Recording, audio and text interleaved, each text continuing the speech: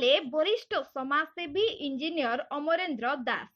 सूचना मुताबक बालेश्वर जिला खैरा ब्लॉक गंडीबेड़ अंचलर अति जनाशुना समाजसेवी इंजीनियर अमरेंद्र दास मृत्यु हो जाइछि। तांकर केही मध्य उत्तराधिकारी नाहांती। से तांको पितांको नामरे एक स्कूल मध्य प्रतिष्ठा करी एही अंचलरे प्रथमे गुणात्मक शिक्षा प्रदान करबा पई उद्यम आरंभ करथिले ओ परे से तांकर स्कूल और संपत्ति को समाज हाथ को दान कर 93 वर्ष बयस रे तांकर मृत्यु होईछि। एही खबर पाई अंचल रे शोकर छाया खेली जाइथिला ओ बहु मान्यगण्य व्यक्ति आसी शेष दर्शन करथिले। हेले विडंबना और परितापर विषय तांकर कोरोना पॉजिटिव जानिला परे आउ केही पाखरे नथिले। एमिति कि परिवार वर्ग और बंधु परिजन मध्य केही नथिले।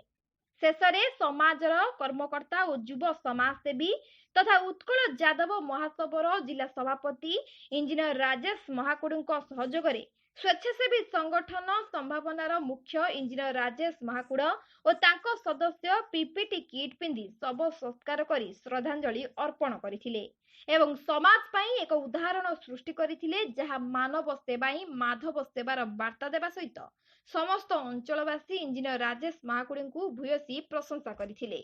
बालेश्वर आम प्रतिनिधि नरेंद्र प्रसाद बेहरा रिपोर्ट दी उत्कल.in।